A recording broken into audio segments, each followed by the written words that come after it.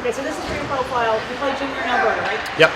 So you left home. How old were you when you left home? 16. So your billet families? Yep. Yeah, I had a billet family there, and then that was the season I played in the Alberta Junior League. Yeah.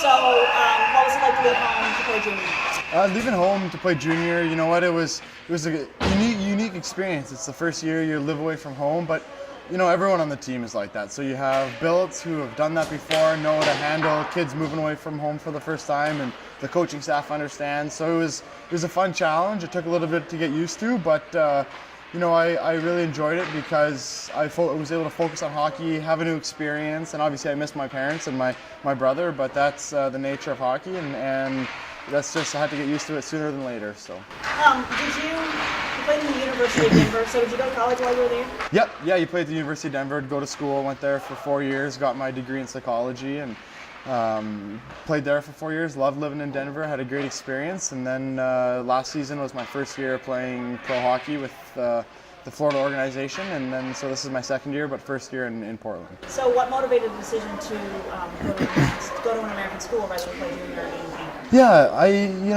I get that question a lot, and I think the biggest thing for me was my parents put a lot of emphasis on education.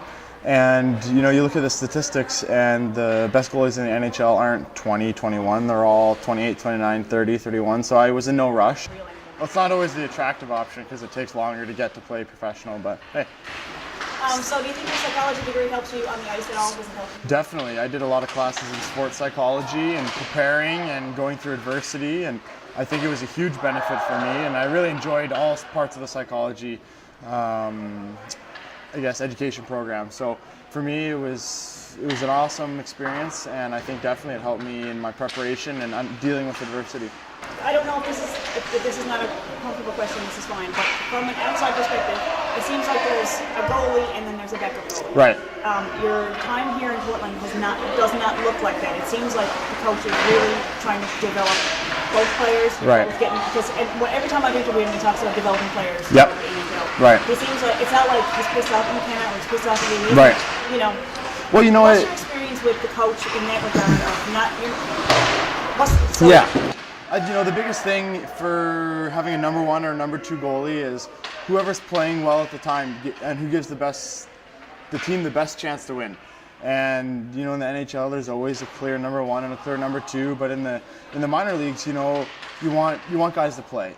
So he's not going to have one guy not play for 2 months while the other guy plays all the games. And for our coach, he's fair in the fact that if you're playing well and you're giving the team a chance to win, you'll play. And right now, me and Mike are both doing that. So it's a matter of, you know, we play 2 games on a weekend, we each play one of the games. And the most important thing is helping the team win, and if it's me or if it's Mike, then you know what, we just keep working hard and keep pushing each other to get better, and you know, you want a good, healthy relationship, and we have that. When do you find out if you're starting? Usually they tell us a couple days in advance for that game, just because you prepare differently, you practice at the home rink, so you practice at the end that you'll be at, and that's pretty much typical everywhere I've played too, yeah. Do you find much difference when you switch sides? Do you find how does it impact your game?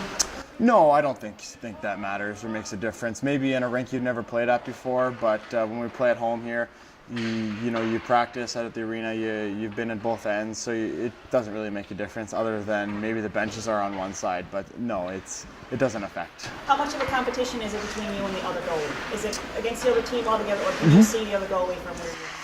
You know what? It's more against the other team because night in, night out, you're playing different teams. So if you take it as you beating the other goalie, you could have 20 shots and he could be facing 40 or vice versa. So you just want to play your game, focus on what you're doing, because what he does has no effect or impact unless for some reason it's you versus him in a fight or something. But no, you're focusing on what you can do and stopping the puck, and that's all you can focus. How much do you look at a player when he's coming in to shoot at you? How much do you look at his face? Not at all. Just a stick. When you look at his face, you're not going to know where he's shooting. So you just look at the puck. Yeah. No, you just look at the puck, because if you're looking at his face, you don't know where he's going to shoot or what he's doing. So it's, yeah.